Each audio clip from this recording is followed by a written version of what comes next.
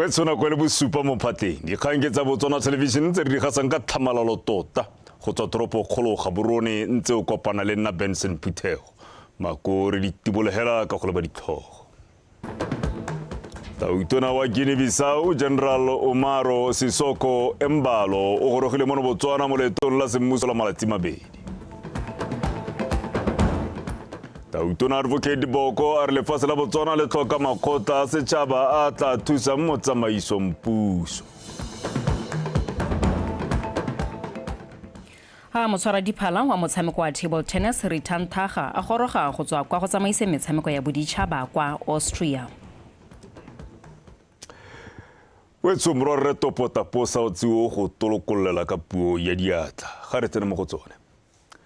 Tautona Advocate Boko a re lefatshe la Botswana le tlhoka makgotla a setšhaba a tla thusa mo tsamaisong puso o buile seo a mogala Lord Collins go tsweng kwa UK yo mo letong la malatsi mabedi mono Botswana. Maikelelo a leto le ke go nonotsha botsalano jwa mafatshe o mabedi. Lord Collins o ka ile fa lefatshe la Botswana le ka kwatabolotsa go le gontsi mo go la United Kingdom ka fa le dirisanyang ka teng le makgotla a babereki go nonotsha jalo bodiredi jwa mono. Ki kantse khumalo wa pega. Bokopano jwa ga Tautona Boko le Lord Collins bone bo remeletse thata mo dintlheng tse di ka tokafatsang tsamaiso puso le tlhabololo ya itsholelo mono Botswana. Tautona Boko boleletse Lord Collins gore lefatshe la Botswana le tlhoka makgotla a babereki a tiileng a ka bayang puso mo kgatelelong go tsaya boikarabelo le go direla dilo mo pontsheng. We know that you personally are very strong in your appreciation of the trade union movement and other civil society organizations. We would like ourselves here to be in solid partnerships with civil society, and in our setting, civil society is really headquartered in the trade union movement, because it is the most organized and well-resourced detachment of civil society. And we need a very strong civil society to keep us in check, to keep us on the straight and narrow. And so we would appreciate your experiences, sharing with us the paths that you've trodden in relation to your relations with the trade unions in your country. And so we appreciate how governments and government institutions sometimes work, where the processes are dilatory. It takes a lot of time, people sitting around the table. We want to take more time out on the field, doing things, transforming. And we trust that there will be a lot of hand-holding from yourselves, partnerships that are durable and meaningful and are mutually beneficial. Go setse go itsege gore letlhoko la ditiro ke kgwetlho mo Botswana le kgaolo ya Afrika ka kakaretso. Lord Collins yo leng tona yo a kametseng ditogamano tsa kgaolo ya Afrika ene o dumela gore lefatshe la Botswana le na le metswedi e mentsi e ka tlhamang mebereko le go tlhabolola itsholelo. One of the things that I have been very keen to focus on when I was at the food summit in Kigali was how, in terms of creating jobs, that you look at your industries and strengths and markets and particularly deliver added value, create those conditions, whether it's the extractive industries. And by the way, the G7 verification node for diamonds has been an important platform for that, and I think so creates the conditions for confidence building. Loeto la ga Lord Collins le itebagantse gape le go godisa tirisanyo e ntseng le teng fa gare ga Botswana le United Kingdom bogolo jang ka bobedi jo le jone bo ikutlwetse manokonoko a kwelotlase ya itsholelo. Ki kantse khumalo Botswana Television Gaborone. Mere salefo tona ya tsa mafatshe a sele Dr. Butalo o phaketsa mo go lekoko la maparlamenta United Kingdom le le mo letong la semmuso la malatsi mabedi. lekoko leo le eteletsweng pele jalo ke Lord Collins wa Highbury maikelelo a lone ke go tla go tiisa tirisano ya mafatshe ka bobedi.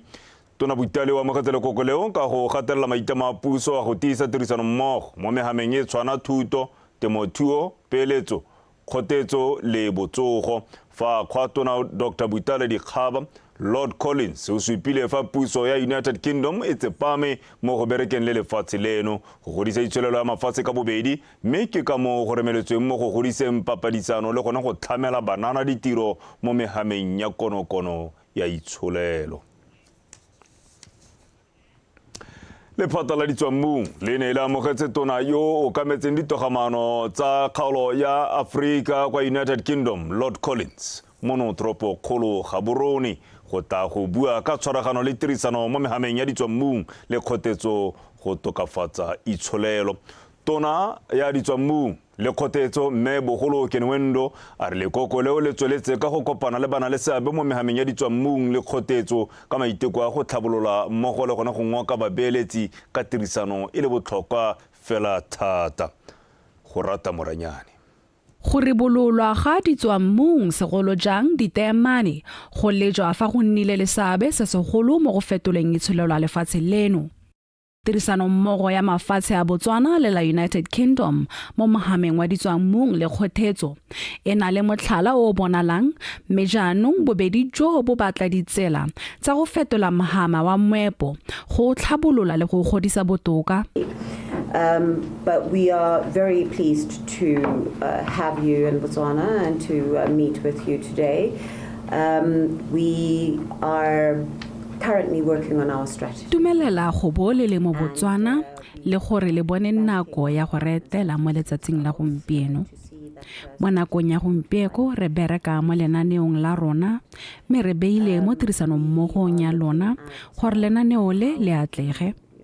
Re bereka thata mo go kgotetsong e itshetletseng le go fetola mahama wa ditswammung le go ngoka babeeletsi mo mohameng yo. Re lebile gape le maranyane a ka thusang go sekaseka moepo. We are on the other side of minerals, looking at various technologies that will enable us to do geospatial mapping. Maikelelo a Botswana ke go nna le seabe mo papadisanong mo kgaolong ya Afrika a dirisa maitemogelo a moepo le go tsena mo dikarolong tse di fa gare le tse di fa tlase tsa madirelo a ditemane. That partnership is based on equals and respect, and that means actually tirisano mmogo e tshwanetse go beelediwa mo bothong le kutlwisisano. Se se raya gore re tshwanetse go tlhaloganya dikeletso tsa lona re sa ise tsa rona ko pele ga tsa lona. Mme ga rotlhe re ka nna le botsalano jo, mafatshe o mabedi a ka tswelwa mosola ke botsalano jo. Le fa gone go sa tle go nna motlhofo re lebile ka fa diitsholelo di ntseng ka teng. Particularly the current economic conditions we find ourselves in. Lephata la ditswammung le kgotetso le tsweletse ka go tshwara diphuthego le bana le seabe mo mohameng wa ditswammung le kgotetso go tlhabolola botswala jwa bone. Go rata Moranyane, BTV News, Gaborone. Tautona wa Guinea-Bissau General Umaro Sisoko Embalo o gorogile tsokologong eno mo letong semmuso la malatsi mabedi. Morago ga go goroga Tautona General Umaro Embalo ona tlhamalela ko ofising ya Tautona go kopana le puisano le Tautona Advocate Duma Boko. Mo dipuisanong tsa bone bobedi jo jwa supa fa mafatshe a Botswana le Guinea-Bissau a ititeile sehuba go tlhagafalela go godisa tirisano ya one. Tautona Boko a re mafatshe o mabedi a ka tshwaraganela go godisa itsholelo ya one mo mehameng ya akaretsa temothuo, botsogo, thuto le ditswammung. Fa Tautona Embalo ene a re lefatshe la Guinea-Bissau le eletsa go anywa thata mo lefatsheng leno mo mohameng wa ditswammung ka jana le gatetse pele. Baeteledipele bo babedi ba gateletse botlhokwa jwa go godisa kgaolo ya Afrika e humileng ditswammung bobe. Tautona General Sisoko Embalo o tla etela lefelo le lentle la Diamond Technology Park monotropo kgolo Gaborone mo tsatsing la kamoso. Ra tswelela le dikgang tsa rona. Tautona Advocate Dumaboko kgothaditse matona a puso go ithutuntsha ka melao le ditsamaiso tse di leng teng go ba kgontsha jalo go busa ka tsela e lolameng ebile le tsela e letlelesegang. Tautona Boko o buile se kwa thutopuisanong ya matona a mapšwa a puso a tlhalosa fa seo se tla ba thusa go tsaya ditshwetso tse di maleba. Thutopuisano ya malatsi mabedi e rulagantswe ka maikaelelo a go ba nonotsha le go ba wetsa mo seporong ka ditsamaiso tsa puso jaaka ba simolotse tiro ya bona ya go busa le gona go etelela pele makalana a puso a farologaneng. Pego ka botlalo ka Monica Setswaela. Fa esale ba bewa maemo a go nna matona mo pusong e ntšha, maloko a khuduthamaga e eteletseng pele puso ke lanta ba kopana jaana ka gatase ga serala se le sengwe go rutuntshiwa le gone go buisana ka ditsamaiso tsa puso. You need to know, to be able to put your finger on the source, the fonds et origo, the source and the origin of the power that you exercise as a minister, as a permanent secretary, as whatever position you hold. And when you are able to locate the source of the power, you can then appreciate the boundary lines, the borderlands of the power that you've been given. And most of the power lies in some legal instrument, some statutory provision. What does it say about what you can or cannot do?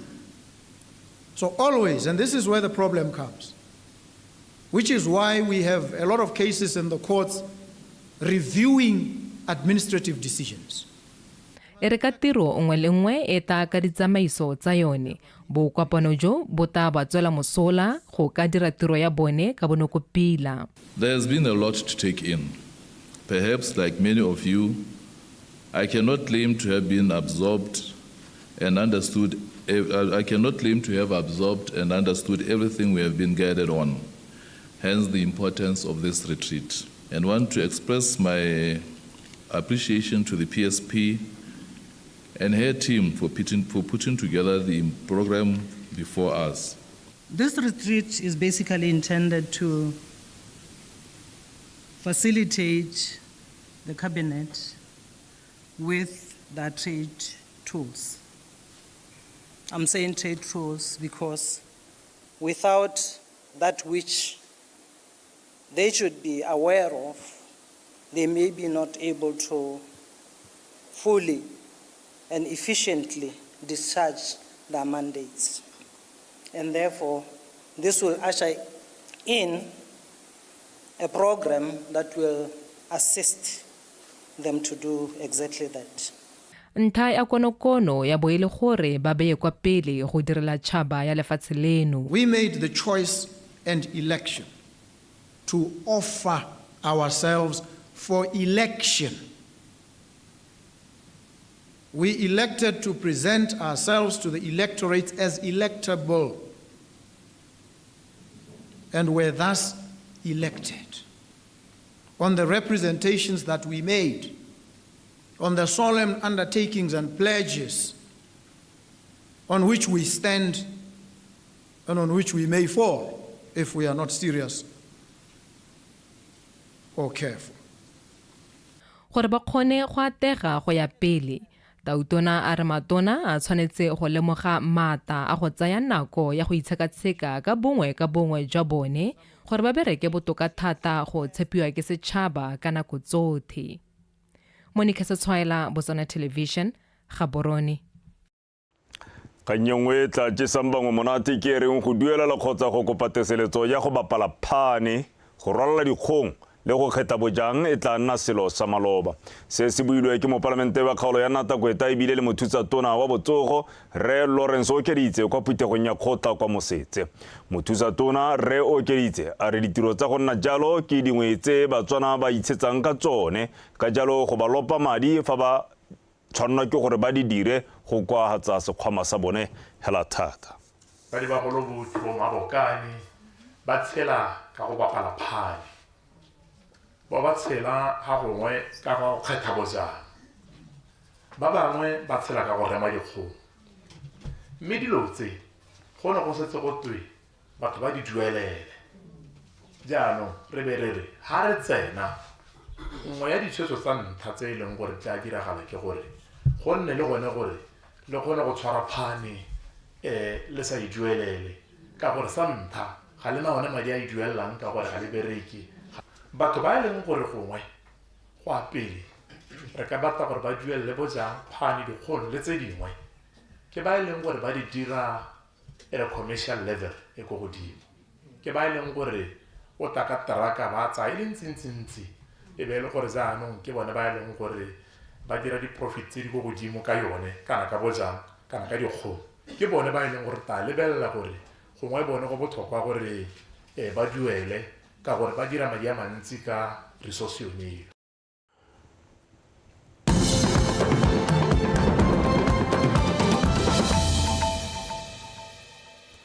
o tswele go no tshuwang se gona sa ditshwantsho dikgang ke tsa Botswana Television primaring ya tsatsi la laboraro mokwaledi wa Botswana National Front BNF yo e bileng gape le tona wa lephata la dikgaolo le tsa ngwao re ke Tlhalefile Motshegwa a re dikgolagano tse ba di dirileng le diphathi tsa sepolotiki kwa borwa le kwa lefatshe le gone go tswa kwa ntle ga lehatshe le di tla ba thusa go dira botoka mo nakong ya bone ya go nna karolo ya puso e ntšha re Motshegwa o buile se kwa pitegong ya bobega dikgang ya Botswana National Front ka la bobedi ke gore mo tsatsing la maabane mo notoropo kgolo ga Borone morago ga go boa ga lekoko la maloko a BNF ba ba neng ba ile go tsenela moletlo wa go ipelela dingwaga tse 113 tsa party ya African National Congress ANC kwa Afrika Borwa Tsholofelo Tombale wa bega Party ya Botswana National Front e simolotse ngwaga ka phutego ya yone ya ntlha ya bobega dikgang fa e sa le ba tsaya puso ka ga tlase ga Umbrella for Democratic Change. Phutego ya bobega dikgang e ne itebagantse thata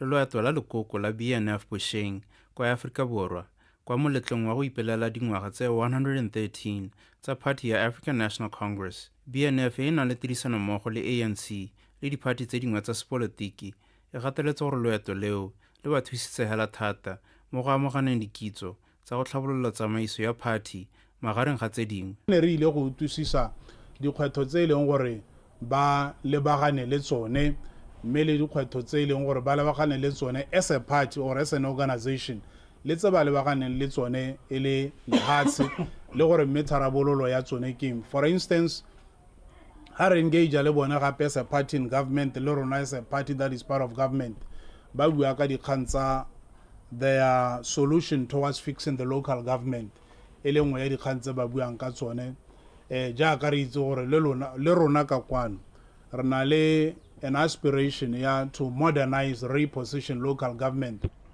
O tshwantse gore ha o le mo pusong o nne first of all principled. Corruption is one of the key issues e ba reng ba jise ditlhopho. Boeteledipele jwa party bo ne gape ba tlhalosa gore le fa go na le dikgwetlho tsa tlhaelo ya madi ba dumela gore ba santse ba tla kgona go diragatsa ditsholofetso tsa bone tse ba di beileng pele Batswana. Rona se re se dumela gompieno ke gore this country is rich. This country can improve the quality of life of its people. And this government will make sure that the quality of life of these people, its people, improve. Re dumela yalo ka gore dilo tse dintsi di supa gore lehatshe le ke lehatshe le humile. Ideology ke set of beliefs. Re dumela mo go re le BNF ya ka re molotsa bua gone go hetsa le huma go bona gore motho na le seriti o amogela ditelo tse tsa seriti go bona gore banana ja ka gompe go tshwenyegile ka bagolo ba bone 1.8. BNF gape ene ya tlhalosa fa boeteledipele jwa bone ba tla tshwara tshekatsheko ya ditirelo le ditsamaiso tsa bone tsa ngwaga wa 2024 ka letsatsi la ntlha la Tlhakole le go dira thulaganyo ya 2025 e tla laolang seabe sa bone mo pusong e ntšha. Tsholofelo Tombale, Botswana Television, Gaborone.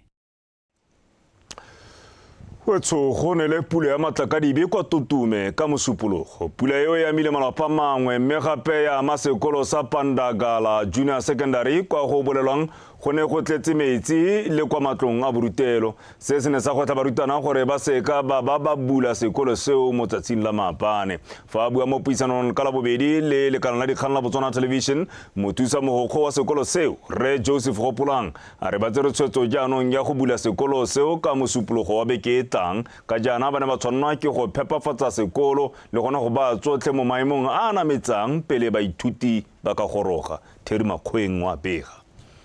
Dipula di tsweletse ka gona ka matsorotsoro mo lefatsheng leno mme le kwa Totome gone e ne yana ka matakadibe mo ibileng ya ama malwapa mangwe le sekolo sa Pandagala mme seo sa pateletsa sekolo seo gore se ka sa bulwa bogogi ba tsaya tshwetso ya go tosolosa go bulwa ga sekolo seo go fitha ka mosupologo wa beke e tang.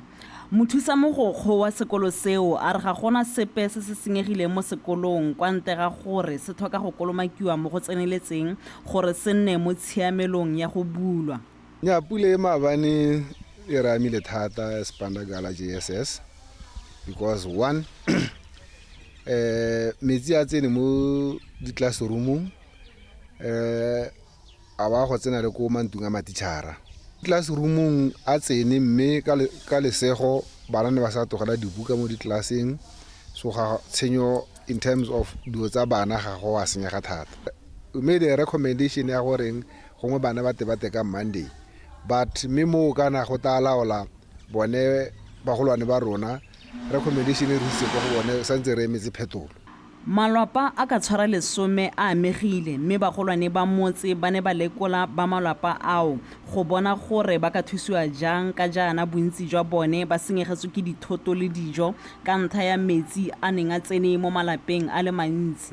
Go letse go ne le pula ena e ntsi hela thata maabane about 98 millimeters ena in a space of go kita re bo 2-3 hours ile very intense. Gona le di-property ka nama di tsabeng ba tsone tse di senyegileng di le mo kawana re tsweletsa re tsene mo motseng jaanong go nna re etela one malwapa a e leng gore ba ne ba tseneletswe ke metsi. A re setse re coverile malwapa a le 10 go simologa maabane after pula ya sonana ya kgaotsa mme mo malwapeng a lesome a ke malwapa a e leng gore a amegile thata dilo bontsi mo matung a bone di senyegile including dikobo malao le dijo mme ga go ntse ana gantsi tota kana re le ba boipela go kana re counselor re thusa ka dijo. Mongwe wa malwapa a amegileng o ne a tlhalosa ka fa a senyegetsweng ka teng. Pula e simolotse ka bo 11 e tele bo 1 la ntse e dira kuku le tsone le di tsamaile ke ne ke na le dikuku tota. Banni ba gakolotswe go nna ba ipaakanyeditse diemo tsa go tsenelelwa ke metsi mo malwapeng ka jaana dipula tse di na ka bokete. HIRIKGONG, BTV News, Totome.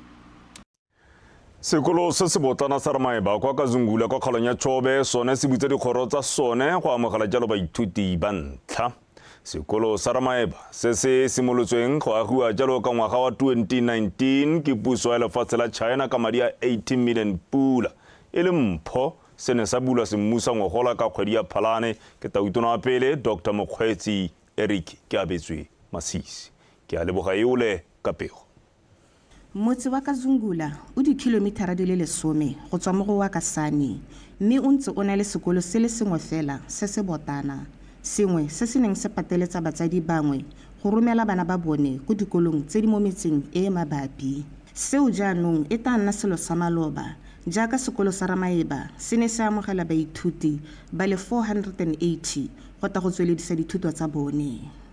Lehatshe la China le hile lehatshe la Botswana e le mpho e leng gore e tile go ta go lenela le bana ba haba bokamoso go ya pele le ba ba tatang ga morago ga lona mme le mpho e neng e lopa madi a kana ka 80 million. Go solofetse gore sekolo sa Ramaeba e tla nna sone boremelelo jwa thuto mo kgaolong ka go ntsha maduo a kwa godimo. Ramaeba is a school of excellence and re stilo go rua ga gore go nne jalo in a school of excellence. Maikelo a rona re le bathuto ne le go gore re simolla ka klase tse pedi mo mophatong mo le bong gore ha le standard 1 e ne AB 2 AB ba go ema ka standard 6 bana ba botlhe ba ba kopana ba ira 480 mo sekolong sa rama ba primary. It's a school of excellence. Ibile ke santha mo ditsore se bona sentsia a re discipline bana a re dire gore sekolo se e nne sone se re khantsa ka sone go ya go ile. Batsadi ba re sekolo se taba imolola morwalo wa go romela bana go dikolong tse di kgakala. Re nna kgakala ka sane go kgakala dikhombi ne di batsa phakela thata go ba isa sekolong yaanong mo no go ira gore re ba phakedise malatsote go a gore thusa ka gore yaanong bana ba go nna ba tsoga ka nako ka gore re nna ga o fidi sekolo gape ba go tsamaya ka dinao ga re go tlhola re duela dikhombi ba ke tsa gore se ta re berekela because mo ne re ngwana a tswa mo sekolong a tswa ka 11 because ne ba shift a ba go tsena mo lapeng ka 2 because go ra gore transport e emela ba bangwe gore ba tswe. Sekolo se na le mato a borutelo a le 14 le mato a baruta bana a le 15. Ke a leboga yole. BTV News Kazungula.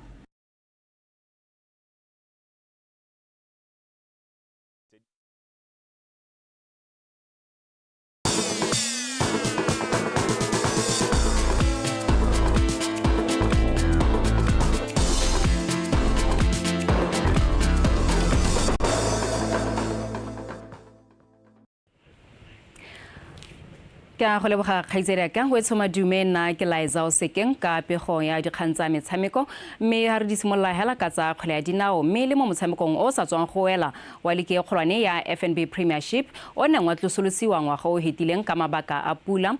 Setlhopha sa Gaborone United se ngangane ka maleka a no ile ngwe setlhopha le baeteledipele ba Loko Traffic kwa lebaleng la Francistown. Molaodi Tlhalefang o buletse dino motshameko tsa meile metsotso e le 5 go ba the race kwa pele ha ke Netso Mangwedi a na le kalekanya dinno karolo ya ntlha tsa meile metsotso e le 36 go bonela setlhopha sa Traffic ntlha e lengwe go tswelela se le kwa setlhoeng sa Loko ka dintlha di le 30 ha Gaborone United sone se santse se le mo mogo a boraro ka dintlha di le 26.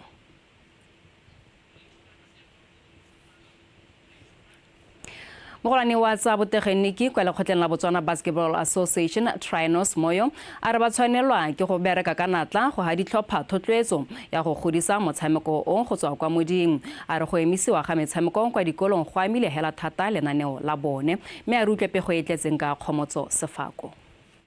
Mo nakong ya gompieno lekgotla leo le na le mafelo a ithutelo a motshameko a le kwa tlase ga lesome mo bontsi jwa one a le mo kgaolong ya Gaborone ga mmogo le ditlhopha tse dikgolwane ka bontsi le tsone le mo toropong ya Gaborone.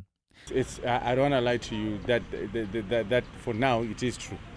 You find that we have in Gaborone alone we have about 15 teams, 15 basketball teams that are here. And in Gaborone alone, we have 6 female teams, and the rest of the country we don't have teams. So that's something that we really want to look at and work on and make sure that we reach to other regions of the country. And also you find that in Gaborone we have bontsi jwa dithopa tsa rona tsa bomme le tsa borre di mo Gaborone mme go di kgaolong tse dingwe ga gona dithopa ke ka mo re thokang le go le ka go isa motshameko go dikgaolong tse dingwe re batla gape go rotetsa le dithopa tsa ithutong tsa motshameko go tswa go modimo go godisa motshameko. have another academy in Pique, so we need to encourage more academies. I think that's the way to go. As long as we don't have school sports, so we need to push academies. A re ntse ba na le dikgwetlho tse ba kopana le tsone ba tsweletse sente ka maduo a simolotse go itshupa. It's not bad. We are getting there. We competed in Ghana last year. We came fourth at the maduo a supa gore motshameko o ntse wa gola ka gore kwa dikgaisong tse ditona re kgona go lepalepana le mafatshe a mangwe a matona re bo re tswa ka maduo a botoka ka bonya ra gore go re batang teng. The team did very, very well. You could see with the margins that we were losing to that. It was just those were small margins, and I think we are now there. Moyo a re ba thoka thotloetso ya bana le seabe ka go farologana gore motshameko o gole go feta jaaka mo nakong eno. Kgomotso Sefako, BTV Sport, Gaborone. Jaanong ha re wetsa dikgang tsa rona motshwara diphala wa motshameko wa table tennis Ritan Thaga o sa tswa go goroga monogae go tswa kwa Linz, Austria kwa eneng ele mongwe wa batshereganyi kwa metshamekong ya World Table Tennis Tournament e ntse ele kwa kgaisanong eo. Thaga o pasitse tlhatlhobo ya Advanced Rules Examination e mo thusang go tlhatloga mo maemong a botshereganyi a white badge go ya kwa blue badge. Thaga o sa tswa gape go tlhomamisiwa mo maemong a Regional Competition Manager mo tlhatlhobong e kwadileng ngwaga o hitileng a re utlwe pego e tletseng ka tshepo ke himile. Maiteko a Lekgotla la Botswana Table Tennis Association a go godisa motshameko o le botsamaisi jwa one a simolotse go ntsha maduo jaaka motshereganyi wa motshameko o Ritan Thaga a sa tswa go nna motsamaisi wa ntla mono gae go fiwa ditlotla tseo. Sera kgolo e ntsi thata mo table tennising go ra gore ke kgona gore le nna ke ipone ke ile go di World Championship ke di apply tse ke ile go di WTT feeder. Those are our top table tennis tournaments that happen internationally. And for you to umpire those tournaments, you have to have the blue badge umpiring. And then also when it comes to the competition manager one, gora gore le nna ke ta ipona ke khona gore ke organize di tournament ya nong even regionally and internationally. Thaga o tsweletsa re dithuto tseo di a go mothusa thata mo mererong ya go rulaganya dikgaisano tsa motshameko wa table tennis jaaka sala simola go di tsenela ka 2022. Se ntha ke dira ke kwa dile ka December ya regional competitions manager. Ke na ke attendile class ya teng ka 2022. So ne le gona ba decide ang gore re kwale exam ka 2024. And then when it comes to the advanced rules examination, ke one ke tswang go ikwala ko Austria ya ka ke goroga yana. It was scheduled for the 8th of January. Ke one ne ntsholetsa maemo ke tswa mo white badge ke ya go blue badge umpire. Advanced rules examination yone ke ya bo umpiring. Ke one ke reng ke ne ke tswa mo white badge ke golela go blue badge. So what happens is you write the advanced rules examination and then you go through what is called evaluation. Evaluation ba batla go checka gore a mme se o se kwadileng mo pampiring a mme ke sone se o se diragatsang ha o le mo tafoleng. So I wrote the exam, I passed it and I was evaluated. O tshwantse gore o nne le mo go teng ke gone meet tsa teng di tshwantse gore di nne 2 in each tournament. So ke khonne gore ke tse di meet tse pedi e be go nna le mo go teng ke gone interview ya teng ba checkela gore a o khona go nna conversant in English. Dithuto tseo tsa Thaga di solofetse go tsholetsa motshameko wa table tennis jaaka ile mengwe ya makgotla a ntseng a dira sentle mono gae. Tshepo ke himile PTV Sport se seretse Gama International Airport Gaborone. Wetso pego ewe ne garela dikgang tsa rona tsa metshameko nna le wena a re kopane gape kgante jana ka nako ya boherabongwe a jaanong ke di go neela mme ke dirano tse e le ka teme ya sekgowa ka go rialo kgaitsedi ke Kagiso Benson Phuthego o eme sentle gore nna le ene re go gakolle gape dintlhakgolo. Tautona wa Guinea-Bissau General Umaro Sisoko Embalo o gorogile mono Botswana mo letong la semmuso la malatsi mabedi. Tautona Advocate Duma Boko a re lefatshe la Botswana le tlhoka makgotla a setšhaba a tla thusa motsamaisong puso. Motshwara diphala wa motshameko wa table tennis Ritan Thaga a goroga go tswa kwa go tsamaisa metshameko ya boditšhaba kwa Austria. We tsone di le kalo ga go di fela di kganna go ke yone nako le nako e nnang re patapatile. Re tla bora go hela kwa go batepolo a pere utlwa ka maemo a bosa ka gore pula ile be ba itsanape ba ba ile pambone ba re e tla boa e boa ka mapeo kgotsa ka matlhatso kgotsa mo bekeng e tlang ya ka e tla bo e simologa. Wetso ne di le kalo moroka o sita ka pula a nne Kagiso.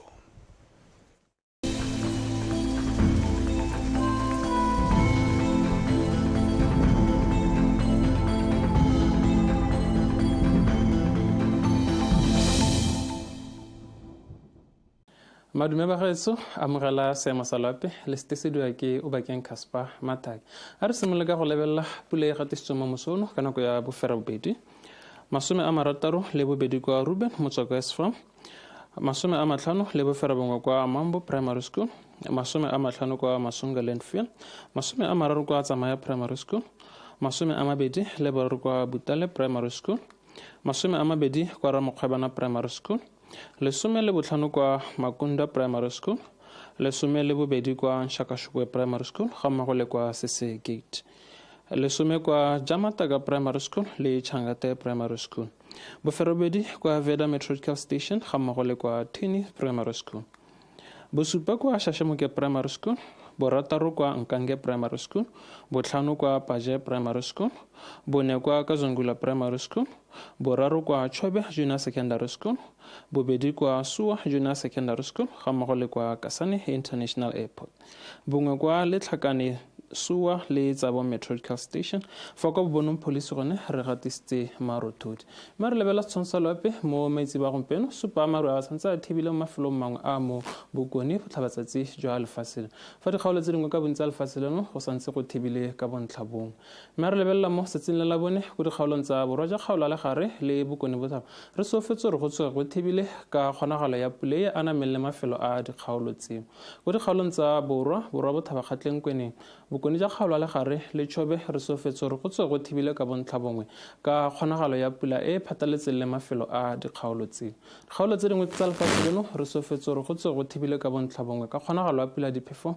le dikgadima mo mafelong mangwe a dikgaolo tseo mme re lebelela mo maphakele re sofetse re go ikutatse go le mogote lefatshe leno ka bophara mogote wa 20 kwa Gaborone go yeng kwa 21 kwa Suwapen ga mmogo le kwa Mau a re lebelela mo tshokologo go dikgaolong tsa legare le bokone botlhaba re sofetse re go ikutatse go le tsiditsana ka 24 kwa Mahalape go yeng kwa 26 kwa Suwapen ga mmogo le Maiteng fa go dikgaolong tsa Chobe le bokone le borwa ja kgaolo ya gantsi re sofetse re go be go ikutatsa go le mogote ka 35 le botlhano mo mafelong ka bontsi a dikgaolo tse fa dikgaolo tse dingwe ka bontsi a lefaseleno re sofetse re go ikutatsa go le bothito ka 27 kwa Jwane go yeng kwa 31 kwa Maung le Gumare mme re lebelela ditoropo tsa Afrika ko Antananarivo le Luanda re sofetse re go tsoga go thibile ka kgonagalo ya pula diphefo le dikgadima go bana le batsamaro ko Dar es Salaam fa ko Nairobi Gqeberha Cape Town le Windhoek re sofetse re go tsoga go apogile ka selekano sa mogote sa 27 ko Antananarivo ko Luanda gone ka 31 ha re lebelela ko Addis Ababa Khartoum le N'Djamena re sofetse re go tsoga go apogile go bona le batsamaro kwa Cairo ga mmogo le kwa Rabat ko Tripoli le Monrovia re sofetse re go thibe ka bontlhabongwe ka kgonagalo ya pula ena le diphefo di khadima ko Monrovia ka selekano sa mogote sa 36 kwa Khartoum ka Rabat gone ka 17 ke gone go themone ke go tshwaretse go tswa tepoloape a nne boroko.